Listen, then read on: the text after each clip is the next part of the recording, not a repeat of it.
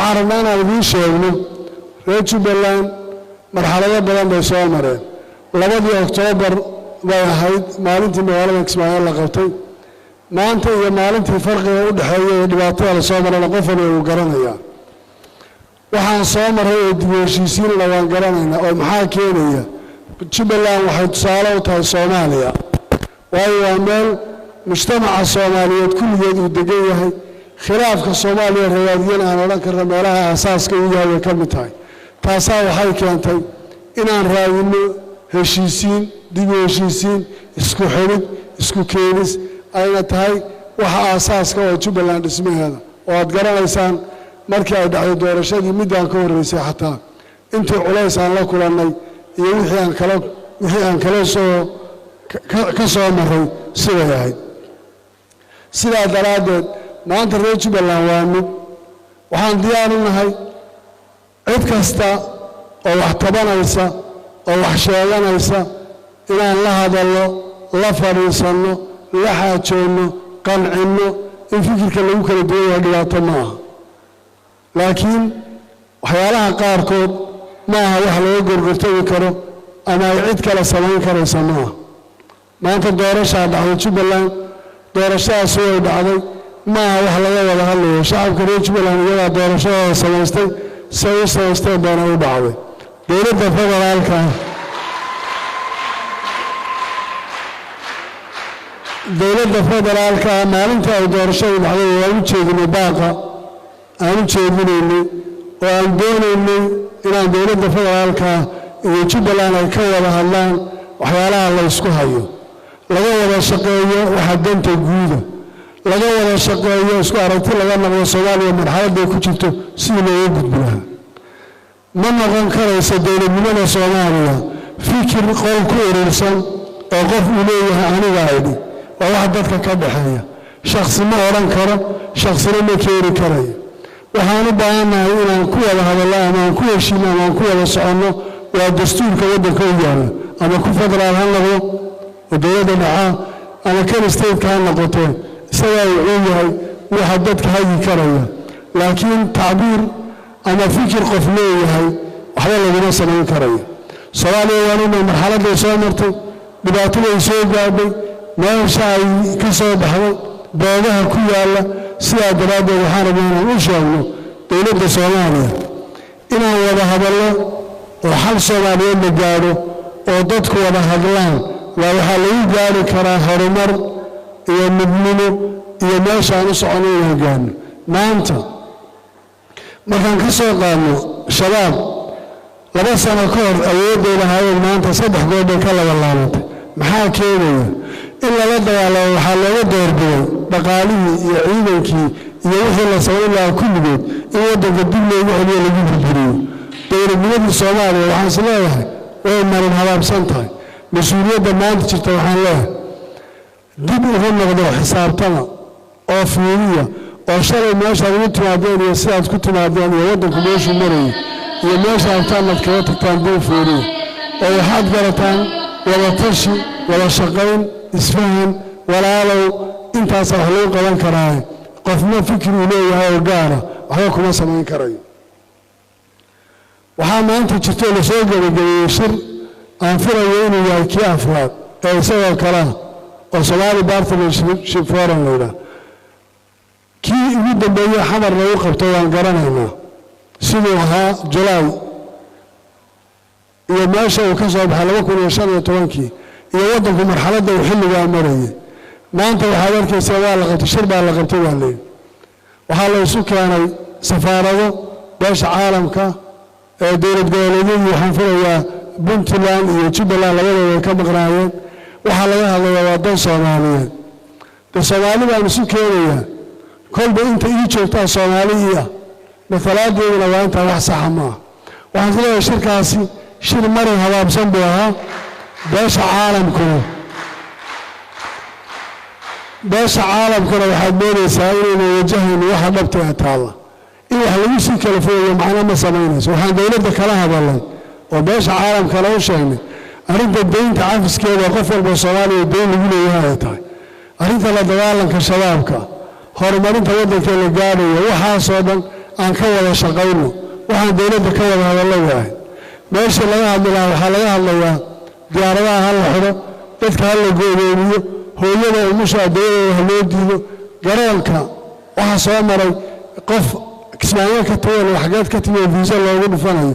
ama waxyaalaha loo baahan la weydiinayo ama waddan kale laga dhigayo waxa ay raadinayaan waxaanan mar raba qaadanayn oo ah Jubbaland inay tiraahdo si kale aan u tashanayna Soomaaliya xal baan ka yeelnay maya midnimada Soomaaliya annaga u taagan annaga keenayna annaga ka shaqaynayna cidna lagama gabanayno insha Allah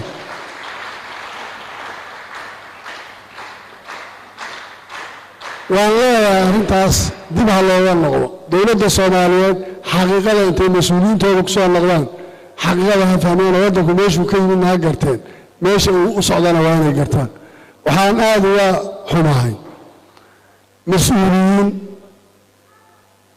أنت لا يحمل سفر كله وهي ماشي عمتي كرتان بل شعب كله على قوتين يسكداي ما عنده يحمل يسأل الشيخ شريف وكان الله لا بكون يلحق جرام كمل كان فرق من محكمة مسؤول كها يسير لا فرق يسير إلا إذا ما أنت جرام كي كسمعين ما يسير كيو بحيث أو جرام كوالله حرية أو يحمل صفة وحنسوب يا إسماعيلية ولاياش السياسة بأحزابته أي سوي نادين مقدسه أي كل باقيان بدبادة قرار ولو وده كان له بدبادية وأن كبر يا وليبا باقونا إنه حوتيه إن صومالي الله يسكيانه إلا قبطه الشريعين بدبادة قرار وصوب وليه أذن المليون متهي بل كان الددك كان حيا إنه يسويديان نوشو صعده وأرنتها يلها أي كفر سلام وواحد سود وين أمنية waxaad garan karaysaan maanta meesha uu marayo iyo xaaladiisu meesha taagan tahay waxaad garan karaysaan amnigii waddanka ee laga shaqeeyo iyo shabaab in la dagaalamo waxa laga doorbiday in la furfuro ciidamada in shabaab hubka loo geeyo in wax waliba gacanta uu ka baxo waxyaalaha qaarkood oo dhacaya wax sax ma aha wax dawladnimo ma aha wax waddankaani uu ku sii socon karayo ma aha waddankaani waxaan isleeyahay in gacmaha la iska qabto u baahan yahay maanta sidaan waxba kama sii socon karaan aan u soo noqono dhowrkii maalmood ee isu dhaweysay inta qarax iyo inta dagaal dhacay waad garanaysaa in shacabka laga badbaadiyo dhibaayada oo waxa dhabta aanu ka hadalno intaan soo jeesano amniga aan ka wada shaqeynayo la iska daayo waxa maanta laga shaqeynayo iyo waxa aan maanta ku tirsanayno arrinta federaalku 2015 markii la qowdacay shirkii kan noociisa ah xamar uu ka dhacay waxa wada fadhiyay dawladii oo dhameystiran oo baarlamaankeedii iyo madaxdii oo dhan leh maanta dawladda la rabay inay federaalka sii xoojiso waxay maraysaa aadtaan raayada qaarkood oo in la yiraahdo confederal oo kale oo hadda sida dawladda imaaraadka kaliya u dhisan yihiin inay dadkii Soomaaliyeed qaarkood ku fakarayaan nooca federaalku inuu sidaa noqdo Soomaaliduna waxay wax badan ka fakaraysay oo laga hadlayay in badan oo ka mid ah dadkii hore waran man federaalka nidaam loo ahayn aan hal wadan oo sidii hore oo dawlad center oo sidaa aan ku soo noqono wax dad badan oo Soomaali ay ku fakarayaan baad laakiin haanta arkaysa biyo ma celinayso marka la arko nimankan say u fakarayaan iyo aqliyada maanta cidda mas'uuliyadda haysa ku jirta say tahay miyayna u muuqanaynin dadku inay wax kala qalbigooda ku soo dhacaan oo dareen kala ay qaadaan way ku soo dhici karaan laakiin ma hadda kuma fakarayno kuwana soo dhacaysa waxaan rabnaa in dib loo noqdo oo dadka Soomaaliyeed maanta sida uu hoggaanku u socdaa si sax ma dib arrintaas looga fiirsado hadii la helo dhaqaalaha waddanka ka soo baxa haddaan la helin isla xisaabtan maanta dhaqaalaha waddanka keenaa been waa jirta beesha caalamku ay bixiso waxbarasho leh caafimaad leh tababaro iyo ciidamo leh waxaasoo dhan waxaan malaynayaa anu markaan Jubbaland ka hadlay labadii sano u dambeysay dawladdan ay jirtay waxaan oran karaa waxaas idinka soo gaaray ma jiro haba yaraatay wax kastoo Soomaali ka dhaxeeyay oo la bixiyo deeqaha ay soo gaaray dawladdaas ay ku ekaan mana soo dhaafo filla Soomaaliya ku egtahay waxa hadda ay uga sii dareen nawaatan markii loo doodo hawada Soomaaliya lagu soo celiyo maanta ona qabataynta loo geystay arkaysaan waana xaq ay isteedyadu yeelan doonaan oo ay leeyihiin inay hawada qaybtooda ka maamulaan haddii ilaahay yidhaahdo ina iman doontaa inaan dib uga hadallo oo la isweydiiyo ma lagu aamini karaa hawada Soomaaliya iyo wax ka sii weyn oo Soomaali ay leedahay nimanka maanta mas'uuliyadda waddanka haya ee nooca u fakaraya waxaan isleeyahay wax lagu aamini karo laguma hadlayn karay kusii dheeraan maayo waxaan rabaa inaan ku soo ururiyo Jubbaland shalana wada hadal iyo nabadoonnimo iyo isu keenis Soomaaliyeed bay ka shaqaynaysa maantana waxaan diyaarinahay dowladda Soomaaliyeed iyo cid kasta oo wax naga tabanaysa inaan wada hadal la galno cid kasta oo reer Jubbaland oo tabasho ku jirta waxaan rabaa inaan hor fadhiisano oo la xaajoodno oo isqancino Jubbaland marna kama weynaanayso inay dadka la tashato oo nabadda ka shaqayso aan middaa isugu nimaadno oo taaha la helo rag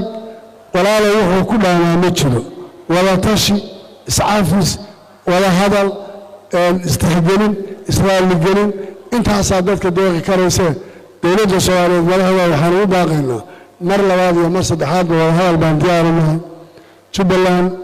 iyadaa xaq u leh dastuurkeeda iyadaa xaq u leh doorashadeeda iyadaa xaq u leh cidday dooratay inay hogaamiso iyadaa xaq u leh inay ka taliso masiirkeeda dowladda federaalkana xuquuqda ay leedahay marna inaanaan diidaynin dadka Soomaaliyeedna weegihiin aan ku wada hadalno miiska wada hadalkaan isugu nimaadno innagoo Soomaaliya oon cid kale inagu dhex jirin oon cid kale loo yeelayn hayna xakan hanoo marno dastuurku haddaan doorasho ka hadlayno innagoo aan ka wada hadalno 2020 haddaan ka wada hadlayno haddii siyaasad kale laga wada hadlayo